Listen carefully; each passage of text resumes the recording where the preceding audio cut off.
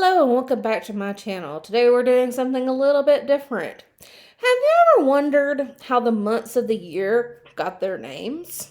Well, today we're gonna find out. And you might be surprised to learn how the months of the year got their names. So let's jump in and learn today. So first we have January. January is named for Janus. Janus is the Roman god of doors. Fun fact about Janus, he has two faces.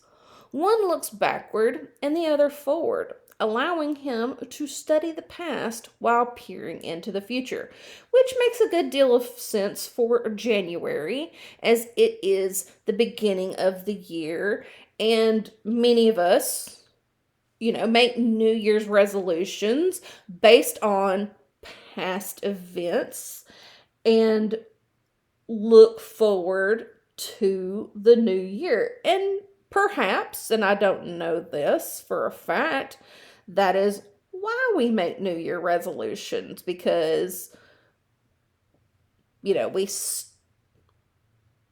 quote unquote studied the past and we are peering into our future and hoping for new things.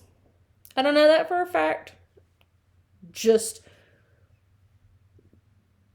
making a wild assumption, I guess. Next we have February. This one doesn't make total sense to me. It comes from the word Febraro.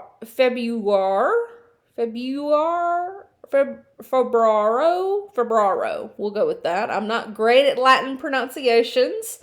That is the Latin for purify. Fun fact: Februaro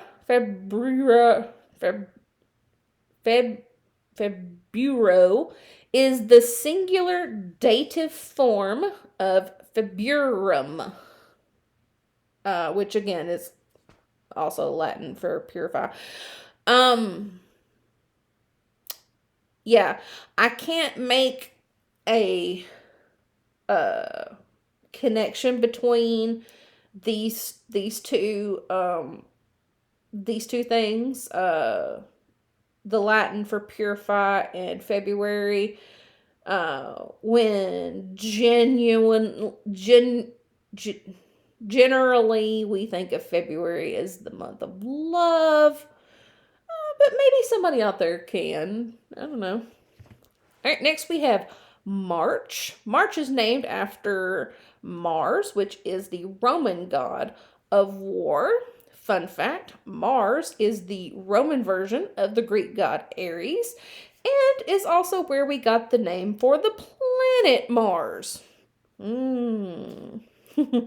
And here we have a picture of the Roman version of Ares, Mars.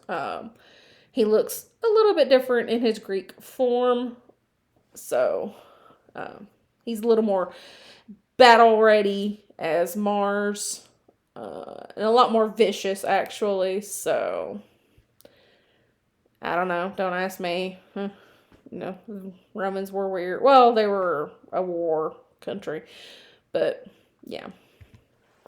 Next we have April, and again, this one doesn't make a whole lot of sense to me. And again, please don't come for me in the comments about my pronunciation of Latin words, because I didn't study Latin.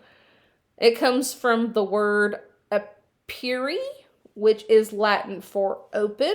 And fun fact about aperi, it is the present infinitive form of apero. Again, I cannot make the connection between open and April.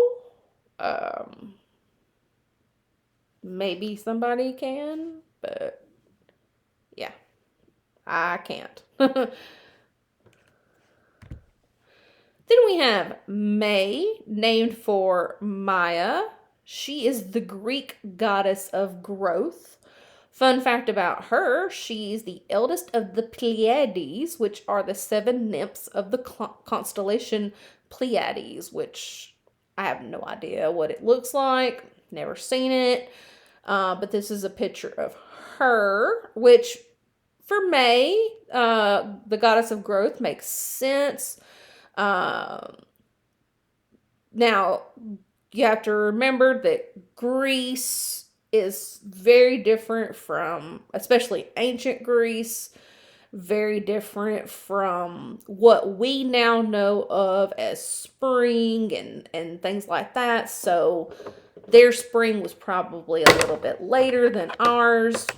We usually get stuff growing around April, early April sometimes, just depends on a lot of different factors, but their spring probably started around May. So May would usually be around, when new growth started. So hence naming May after Maya. Then we have June, named after Juno, who is the queen of the gods. And fun fact about her, Juno is also named after the Greek version of her name, Hera. And if you know anything about Greek mythology, you know some things about Hera. Yeah, she's an interesting bird. But this is a picture of her in her Roman version. Juno is the Roman version of her. Then we have July, named for Julius Caesar. He was the ruler of Rome from 46 to 44 BC. And you might be thinking, that's backwards. No, it's not backwards, actually. BC went backwards, as it were, while we are going forward. And fun fact about him, he reorganized the calendar, and he was also stabbed 23 times by 60 people, one of them being his best friend. So that's why his rule was not very long. He lived for quite a while. It is like late 50s, early 60s when he passed away. But yeah, he was kind of a dictator and people didn't really like him. So, yeah, if you've ever read the play Julius Caesar, you know. All right. Then we have August, who is named for Caesar Augustus, which, if I'm not mistaken, is I don't think it's Julius Caesar's son, but like his grandchild, maybe. I don't remember the line of succession, succession, excuse me. And he was a ruler of Rome from 31 BC to 14 AD, so he ruled for quite a long time. And fun fact about him, he thought he was at least as important as Julius Caesar, so probably why he has a month named after him. Then we have September, and that comes from the word septem, which is Latin for 7. And you're probably wondering, wait a second, September isn't the 7th month. Put that in your pocket. We'll come back to that. And then we have October, which comes from the word octo, which is Latin for 8. And then November, which comes from the word novem, which is Latin for 9. And lastly, December, which comes from the word decem, which is Latin for 10. Now, you're probably saying to yourself, how come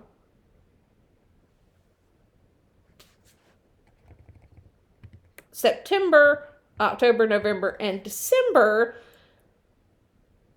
are 6, 7, 8, 9, and 10, but they're not on our calendar. Well, that goes back to this guy, Julius Caesar. Remember, I said he reorganized our calendar?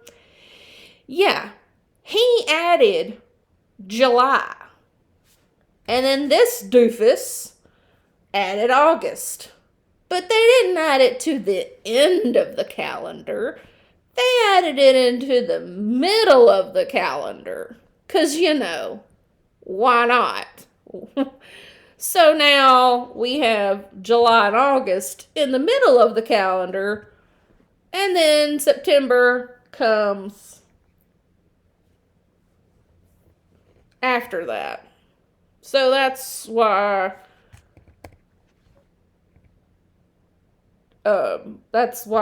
it's like that. So yeah, now you know a little bit more about the months of the year. And you can dazzle your friends with your knowledge. I hope that you enjoyed this. And if you liked it, please like it. And consider subscribing to my channel. Have a good day.